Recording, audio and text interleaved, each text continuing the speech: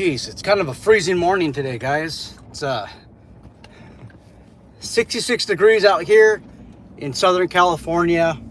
Guys, I'm located in Imperial County, California. And yeah, it's 66. As you can see, I'm on the road. Hopefully everybody's having a good morning. Hopefully you had a good morning. And hopefully you're going to have a good graveyard shift wherever you are in the world and whatever time it is. So, today we're going to talk about a taser incident that happened in Houston in August of this year. Guys, I'm on the road. I'm on a county road, in fact, and it's kind of bumpy. Don't concentrate on the video, just concentrate on the audio. Please subscribe to the channel, like the videos, and comment, because it really helps and I really appreciate it. So I was going through the internet this morning and I saw an article, actually a news report, and I'll leave a link in the description box below. But anyhow, you have an Ojos, I think it's called Ojos Cantina in Houston, Texas. And you have a third-party private security firm that's attached to there to provide protection services. You have a security guard that confronts, it looks like, two customers, and according to the news, they don't pay for their chicken, or they don't pay for the security guard alleges that they didn't pay for the chicken or their wings or whatever it is, and proceeds to taser both customers. And later on we find out through the investigators that they did pay for their wings. So essentially, I'm going to frame the allegations here. You got two customers that paid for their wings, and then they got tasered. So they got more than what they bargained for, I guess. One of them has like a bruised up rib and fractured his wrist during the fall, and then required stitches. Now, I want you guys to always look at both sides of the story. Just don't consider what the news says as the truth, as facts. If you're already asking me, like, what's the whole story? Let me watch it. Let me get more information. I think you're on the right path in private security and law enforcement, because you have to get all the facts. Guys, obviously the news is going to frame it a certain way. I'm not sticking up for this security guard that got arrested. All I'm saying is look at everything. Even with the most unprofessional, if that's even a word, trained private security guards out there, the most untrained people, you normally don't see in a random act a security guard tasering customers because they paid for their chicken, or just because. It almost never happens. I mean, I'm not saying it doesn't happen. I'm just saying that's very rare. There's some type of confrontation. What probably happened is that security guard, in his own mind, believed that these customers didn't pay for their chicken, didn't pay for the wings, confronted them about it, and there was some type of heated exchange. Now, again, I have no facts. I have no additional facts. I have no additional surveillance video. All I did this morning is watch the video, in which I'm linking in the description box. That's all I did. I just watched the video. But there had to be some type of verbal confrontation. Hey, you didn't pay for your wings? No, I did. And it probably went back and forth. And then the security guard may have asked, hey, let me see the receipt. You know, and these customers are probably like, this is crazy. I just paid for it. Maybe F you. Like, I'm not going to give you that. And then maybe they got into his face, or got into his personal security or zone, right? The personal comfort zone. And maybe that security guard feared for his safety and deployed his taser. I think that's probably more closer than the truth than anything. Because even the most untethered people out there, untethered security guards out there that have like no temper control, there's some type of confrontation. There's something. I'm just not buying it. But anyhow, this goes back to the initial reason for detention. In most circumstances, almost all circumstances, private security officers do not have the authority to detain unless you're investigating some type of retail theft. And there's some other limited circumstances. Otherwise, they do have the powers to arrest of any other private citizen, which it is significant, right? But to detain somebody, to arrest somebody, you got to have articulable facts. Okay. Now, when you lay your hands on somebody, you basically made a de facto arrest. When you taser somebody, it's basically a de facto arrest. And I think that's what happened here. It was all de facto. And you have to make sure that you have a solid basis for making an arrest, whether it's an actual arrest or it's a de facto arrest. You have to have a solid basis. If you don't, well, then you had no reason to use force. And that's how security guards end up getting arrested, is because of that. They didn't have enough reason to detain the person. They didn't have enough reason to arrest the person, and they end up using force. Now, pretty soon I'm going to be going to Taser instructor school. They changed it all around. It used to be 1 day, now it's 2 days. And I'll have a little bit more authority on the Taser, a little bit more speaking authority on the Taser. But what I will say is the Taser is the most misused item, I think, in law enforcement and in private security. Yesterday, I was going over a police body cam video with my team, and you basically have a circumstance where a guy is butt naked. I saw this on Police Activity. Butt naked with a huge knife, and then you have officers. It looks like you have all less lethal coverage, and then the less lethal guy doesn't know if he's lethal or doesn't know if he's less lethal. He switches.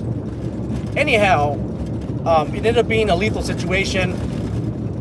Whoever had lethal coverage sucks. They didn't do their job. And that's what happens is when you're, in a private security situation, law enforcement situation, if you don't trust your partner to get lethal when they're supposed to get lethal, and the situation arises for lethal, you're going to hesitate and you might just be switching hands. And in an ideal situation, you have lethal and then you have less lethal. And you stay disciplined to that unless there's extenuating circumstances. Now, I could probably honestly name, I could probably name just a handful of people that I work with that I'm fully confident that if I had less lethal and they had lethal, that they would take the shot for me. And that's not good, guys. That's not good. And I'm sure that you guys could probably come up with, with similar statistics or similar confidence. I mean, look, if you got less lethal and somebody else has lethal, you are really depending on that guy for your life. You're depending on your partner for your life just to survive. And nowadays, I just have so much doubt. Let me go through the comments real quick. Mike is here. Mike says, I'm throwing on the Axon instructor hat. Or you? Yeah, you are. FCJ9 says, good morning, crew. Welcome. Mike from the Professional Security Journal says, both customers. What model did this? Single shot reloaded X27. I'll get to that. Omar says, it's a liability to carry a taser. Oh, yeah, without doubt, it's always a liability, but it's a calculated form of liability. You have to weigh the pros and the cons. But just you being out there in uniform is also a liability. Mike says, I would argue it's not, but I know if your security employee doesn't have assault and battery insurance, you shouldn't be carrying it. I agree. And seeing how insurance is for liabilities, I agree. SCJ9 says, it's just a matter of time until we have to recertify for Taser and for OC here in California.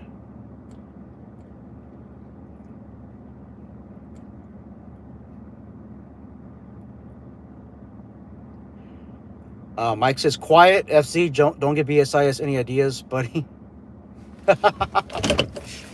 Oh, man. Thanks, Mike, for moderating that. Yeah, hopefully that don't happen, right?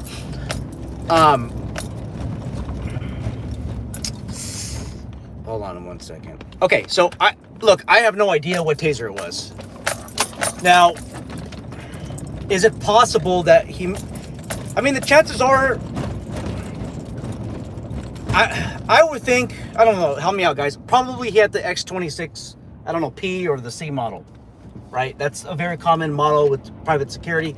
Or if he had the Taser 7, maybe he got 2 of them, right? But I don't know what model he had. I honestly don't know. Now, as for certified, now this is how it works in California. Let me know how it works in your state.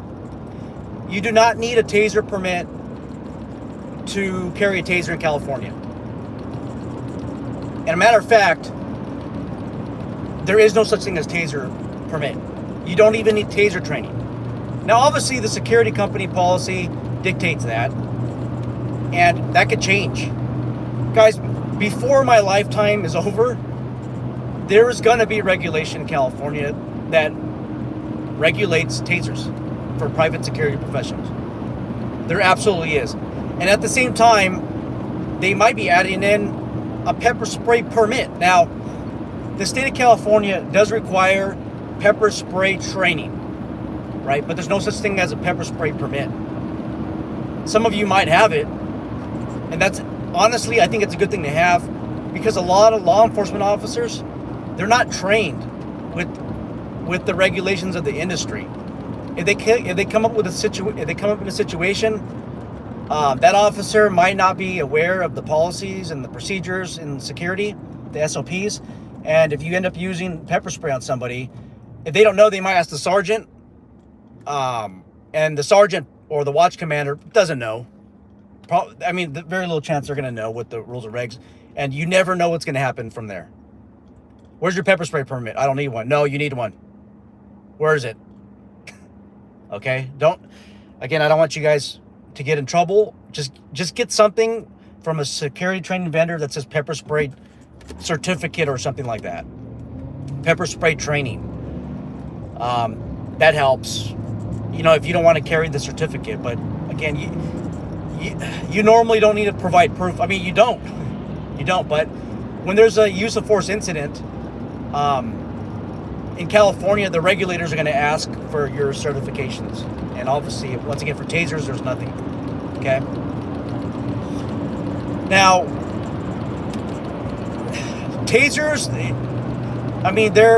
they're evil and it's a blessing at the same time. Obviously, it's a force multiplier if used correctly, if it works. But in many circumstances, it just don't work the way that we want it to. And then this is something that I brought up when the Taser 7... Wait a minute. Was it the Taser 7 or the X2, Mike? I think it's... Okay, I could be sure that it's the Taser 7, maybe the X2. But when you deploy a cartridge on suspect number 1, and then you deploy another cartridge on suspect number 2, right? And then you re-energize suspect number 2, or you just re-energize in general. Suspect number 1 and number 2 both get electricity. So what if suspect number 1 gave up after he's tasered, but the prongs are still connected to him? Hey, I give up. I'm sorry. And then suspect number 2 comes out of the woodwork, tries to attack you. You taser him. You're basic. It looks like you taser him, and then I think if you re-energize, or you intend to re-energize number 2, I think number 1 gets it. Help me out, Mike. But anyhow, even with the Taser 10, okay, you can't pick who gets re-energized. So the question is, what legal justification do you have to re-energize suspect 1 if he's compliant? Well, you don't. And that technology just isn't there right now, where you could pick what suspect gets re-energized. Sorry, guys. With regards to tasers, again, they're used in the most improper ways. There's security companies out there, and there's a lot. There's too many to name, that do building searches with tasers. When you guys go to your instructor level taser training, or you get the end user taser training, do you practice building searches? Do you practice clearing corners with the taser? And the obvious answer to that is no, you don't. So then why do you do that in real life? Well, the argument is it's a risk mitigation strategy, right?